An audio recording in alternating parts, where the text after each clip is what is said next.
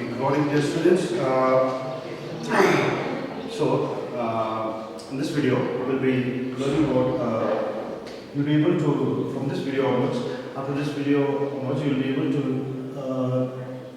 determine the nature of the roots. So, first of all, what is the nature of the roots? Okay. So, what we have learned so far is, in the quadratic equation, we learned that among those infinite numbers in the number systems, what we have learned is that there are two particular numbers among those infinite numbers which will solve a quadratic equation, isn't it? That is, when we substitute the value of x in the equation, you will get 0 as on the right hand side, isn't it? So, what will you learn from this topic onwards is, through this video onwards is, that now you will be able to determine the nature of the roots, okay? So, how will you determine the nature of the roots is, the first important topic in here is that it's discriminant, that is d. Discriminant d is equals to b square minus 4ac. Okay, so this discriminant, the value for this discriminant, how will you, first of all you need to determine the value of the discriminant. Okay, and how will you determine the value is through b square minus 4ac. As you know, the general form of the quadratic equation is ax square minus bx plus c equals to 0. We have discussed about this previously, isn't it? So the a, b, c are constant. That is why I say the values of a, b, c are very important. Okay, so in order to determine the value of the discriminant, that is d, we require the exact values of b, a, and c, so that we can substitute it in here to get to know the exact value for d. Okay, that is discriminant. Now what happens is, when your d, that is the discriminant, is greater than 0, that is any positive number. Okay, when the value of d is greater than 0, that is any positive number. So the type of roots that you will be getting, that is the solution, the value of the variable. Okay, from the quadratic equation you will be getting is real and unequal roots. Okay, it will be real and unequal root. Okay, and the next condition is that when d is equals to 0, that is, if you get discriminant is equals to 0, then what happens is you will be getting real and equal roots. Okay, that is, you will be getting a real number and both the roots will be equal. That is, it will be same numbers. Okay, and the third condition is that when d is less than 0, that is, if you get discriminant negative numbers and all, less than 0 is negative numbers, obviously, isn't it? So if it is less than 0, then you will be getting imaginary roots. Okay. Now see, among these three conditions, these two, that is condition number 1 and condition number 2, are very important. Okay, because we will be dealing, most of the sums we will be dealing under condition number 2. Remember, and there are a few sums that we will be dealing with condition 1 as well. Okay, 3 is not as much of importance. See, as I have already told you, number 2 is very important, and number 1 is least important. Okay. So, before going to the solution for the quadratic equations, so what we will do is we will figure out the value of the discriminant.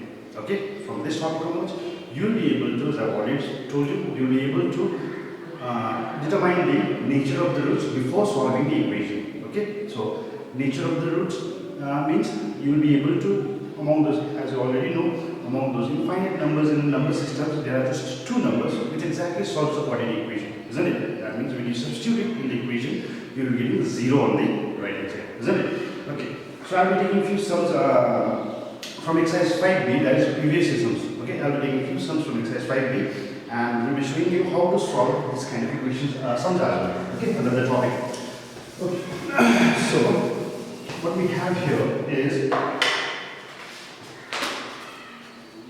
see, from exercise 5b, what we have is solution number 2 to its previous year sum, and this was in 2013. Okay, we have the equation as x squared plus p minus 3x plus p equals to 0, and we needed to find the value for p. We needed to find the value for p, and as well as the condition is given as find the value of p if the following quadratic equations have equal roots. If the following quadratic equations have equal roots, that means the condition is given as d is equals to 0. This is what the condition is given as for equal roots. Okay, so for d, in order to figure out the value of d, what did I told you about d? It's a discriminant, isn't it? We require the exact values of b square minus 4ac, isn't it? We require the exact value of b and 4, b, a and c. So what we have here, see, from this form, what we can figure out is the value of a. From this form, we get to know the value of a is 1, isn't it? Because 1 is the coefficient of a is the coefficient of x squared, and we have 1 in here. So the value of b in here is b minus 3. So we have b minus 3 as value of b, and c, value of c as p. Okay, now just substitute the values in here. So what we have here is, see, the value of b as b minus 3 squared minus 4 into the value of p as 1 into c as p is equals to 0. Why am I writing is equals to 0? Because the condition was given as for real and equal roots. Remember that, okay? So now this one is in the form of a minus b whole square, isn't it? A minus b whole square. So expanding the terms, it will be a squared plus b squared, that is b we have as 3, so 3 squared is 9, minus 2ab minus 2ab will give you minus 2 into 3 into p, so we have here minus 4 into p as 4p is equals to 0. Okay, I hope you understood this step. Okay, now what we have here is again p squared plus 9 minus 2 3 times 6, 6p minus 4p equals to 0. We have like terms in here. So let's arrange the equation. P squared minus 10p plus 9 equals to 0. Again, what we have here is we got a quadratic equation, isn't it? So we have quadratic equation as p squared minus 10p plus 9. So we have our quadratic equation as p squared minus 10p plus 9 equals to 0. So splitting the middle term, so we have p squared minus 9p minus 1p plus 9 equals to 0. P as common, minus 1 as common, again p minus 9 equals to 0. Again p minus 9 as common from both the terms, so p minus 9 and p minus 1 equals to 0. So you have either p minus 9 equals to 0, that is p equals to 9, or you have p minus 1 equals to 0, the value of p as 1. So what we have here is, we got two values for p, again that is p is either 9 or is equals to 1. Is it okay? So this is how it is. Because what we have here is, for variable p as well, we got a quadratic equation. Isn't it? And what we know about quadratic equation, that there are two solutions for the variable of the quadratic equation. Isn't it? That's why we got the value of p as 9 and 1. Okay, and this is how it is. Okay, so we'll do one more sum from the same exercise, that is the previous year one. Okay, it's from 2015, and this one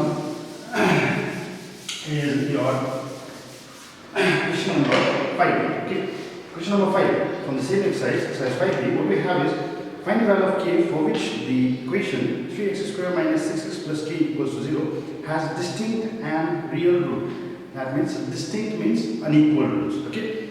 So okay, solution 5.